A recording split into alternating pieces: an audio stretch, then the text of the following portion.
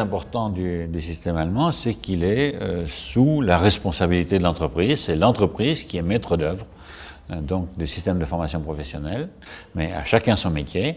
L'entreprise forme ses personnels, forme les apprentis, forme ses futurs salariés, tandis que l'école publique ou privée, mais l'école forme des citoyens, donne une culture générale, délivre les savoirs de base, les savoirs professionnels, c'est l'affaire de l'entreprise. En France, l'apprentissage est souvent vu ou considéré comme une filière de second rang, pour ne pas dire parfois une filière de relégation, alors qu'en Allemagne, c'est la voie principale. D'abord parce qu'elle mène à l'emploi. La plupart des apprentis, à 80% d'entre eux, trouvent un emploi rémunéré. Ils sont déjà rémunérés pendant leur formation. Donc, c'est une voie d'intégration dans la vie sociale. Et c'est en même temps une voie qui bénéficie d'une très grande reconnaissance sociale parce qu'elle est partagée par tout le monde. On considère que l'apprentissage, c'est à la fois une voie de formation à la compétence professionnelle et c'est un facteur essentiel de compétitivité des entreprises allemandes puisque les entreprises allemandes disposent d'un personnel bien formé, bien qualifié, en proportion idéale par rapport aux besoins et c'est un atout essentiel de performance des entreprises allemandes. Ce qui pêche en France, c'est la coupure du jeune avec le milieu professionnel, alors qu'en Allemagne, l'immersion, l'apprentissage vécu en entreprise socialise, intègre à l'entreprise et par là même, il y a une préparation, une insertion dans l'entreprise, un apprentissage de la vie professionnelle qu'il n'y a pas en France. En France, on manque toujours d'expérience parce qu'on manque de vécu dans l'entreprise.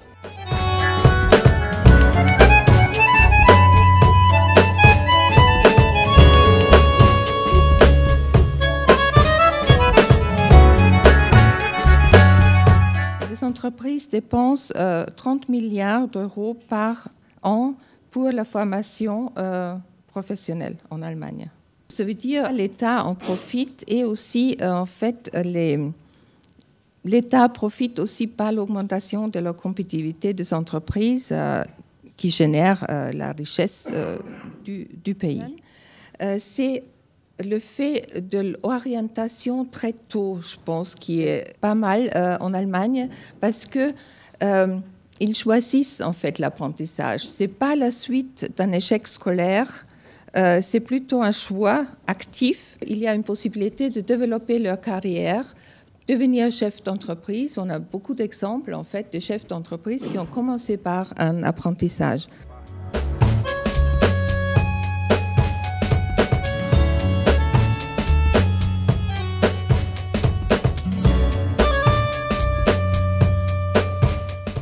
En France, l'apprentissage serait plutôt considéré comme un moyen de lutter, entre guillemets, contre le décrochage scolaire avec des jeunes qui sont avec moins d'opportunités, une filière qui serait donc plus adaptée aux jeunes qui ne réussissent pas dans les filières normales, entre guillemets. Donc on est vraiment dans une logique qui est un développement de l'apprentissage pour éviter, en quelque sorte, ce décrochage scolaire, alors qu'en Allemagne, on n'est pas du tout là-dessus. On est vraiment sur des filières d'excellence qui permettent effectivement d'avoir des gens formés de haut niveau. On voit bien que structurellement, l'organisation est tout à fait différente entre la France et l'Allemagne. Et que l'éducation nationale, mais également les régions, jouent un rôle en France de pilotage du dispositif que ne jouent pas les entreprises, quelle que soit la façon dont elles soient organisées. Les entreprises jouent un rôle fondamental dans le pilotage du dispositif, tant du point de vue du contenu des compétences dont on a besoin que du point de vue des flux. Ce n'est pas le cas en France. Deuxième chose, c'est que dans l'appareil tel qu'il fonctionne en Allemagne, pour ce que j'en connais, c'est qu'il y a la pratique d'une orientation précoce. Moi, je suis toujours frappé de voir comme en France, un jeune ou une jeune qui rentre au collège a une idée de ce que c'est qu'un métier de l'artisanat, et puis quand il sort du tunnel du collège, il ne sait plus. En tout cas, il veut poursuivre des études. Je ne sais pas si c'est un problème d'orientation, parce qu'encore une fois, les idées sont assez claires. Le problème, c'est, de mon point de vue, comment on pilote l'appareil en France, et donc les variations qu'il faut faire. Et deuxièmement, il y a pour moi, je continue de le dire, une boîte noire mystérieuse qui est le collège, et qui fait que ceux qui en sortent ne sont pas ceux qui en rentrent. Dans l'artisanat, nous dépassons les Allemands, puisqu'on est dans le club franco-allemand, puisque 80% des jeunes diplômés restent dans les entreprises. Et ils y restent à peu près aussi longtemps que ce que vous m'avez dit. Alors après qu'ils fassent une carrière et qu'ils changent d'entreprise, c'est normal. Mais ils n'ont pas vocation à être enchaînés dans l'entreprise qui les a accueillis comme apprentis. Donc la formation, elle est efficace, elle permet d'intégrer l'emploi et elle permet surtout d'intégrer, pour ce qui est de l'artisanat, un emploi particulier qui est de l'économie de proximité. Que tout ça nécessite qu'on puisse le financer et que donc qu'on réfléchisse à ce qu'on appelle la taxe d'apprentissage, ou en tout cas les voies et moyens du financement de l'apprentissage. Et là, nous sommes toujours, malgré la bonne volonté de tout le monde, nous sommes toujours au début de la réforme.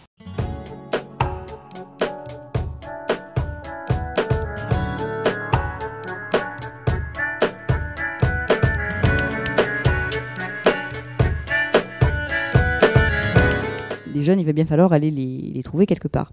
Donc, le président de la République nous a donné comme mission de réfléchir justement à comment convertir la formation, les filières professionnelles, c'est-à-dire les lycées professionnels, en alternance, en classe d'alternance.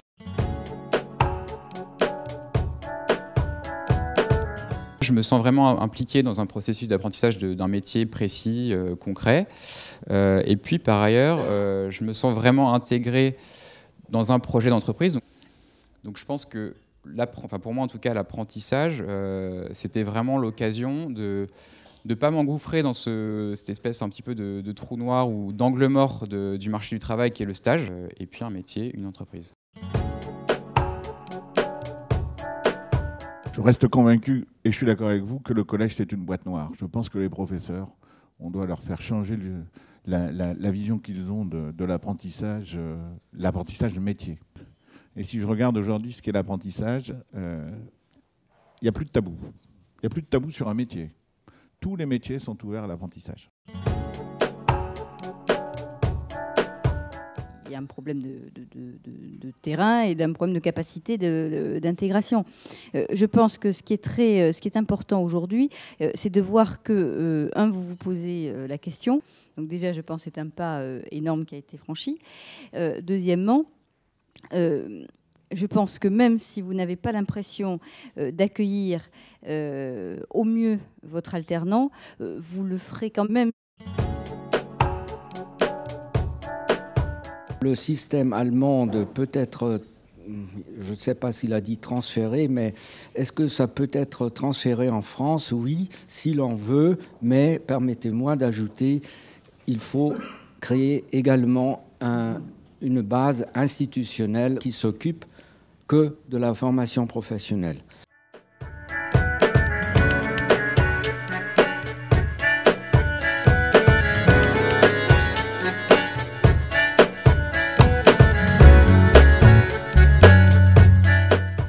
On a à peu près en France le double de taxes que l'on peut avoir en Allemagne. Donc imaginez une entreprise de taille petite ou moyenne qui doit gérer l'ensemble de ces taxes, le coût administratif que cela représente. Effectivement, on a l'impression qu'en France, on en reste très largement à l'État dirigiste, qui fait soit des cadeaux fiscaux, en incitant les entreprises à faire ceci ou cela, soit au contraire des taxes ou des surtaxes pour les punir de ne pas répondre à certains objectifs. Bref, on oscille dans cette situation kafkaïenne où l'État se croit obligé d'intervenir, de surintervenir, alors qu'il serait peut-être plus judicieux à la fin de créer un cadre, ce qui prendra du temps, mais un cadre très favorable au développement des entreprises qui, spontanément, je pense, atteindront les objectifs en matière d'apprentissage, notamment, que l'on veut leur imposer sinon.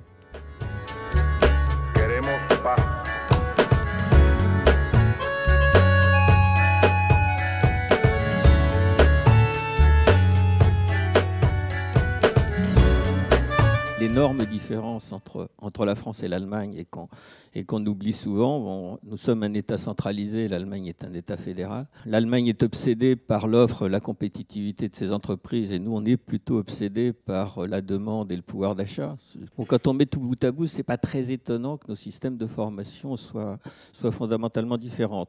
Ce que je retiendrai, parce qu'on l'a entendu plus d'une dizaine de fois dans le débat, c'est que notre pays bien théorique commence à expérimenter et qu'on découvre que l'apprentissage se fait par l'expérimentation et que plutôt de définir une grande théorie brillante, eh ben, petit à petit, par des expériences réussies, on va probablement commencer à changer, à faire bouger les lignes, comme vous le disiez, et à découvrir que tout n'est pas blanc, tout n'est pas noir, et que l'entreprise n'est pas l'ennemi de l'éducation nationale et inversement, et que c'est par ces expérimentations réussies qu'on va petit à petit faire évoluer les mentalités vers des systèmes plus efficaces, et dont n'oublions pas que pour moi le principal objectif est de faire en sorte que nos jeunes se retrouvent dans des métiers où ils sont bien formés, mais surtout heureux de le pratiquer et qui correspondent à leurs talents, à leurs envies et à leur savoir-faire. Bon, et là, je suis relativement positif sur les mouvements qui se font petit à petit, mais qui seront obligatoirement très longs et très lents, parce que changer les mentalités, ça prend des années.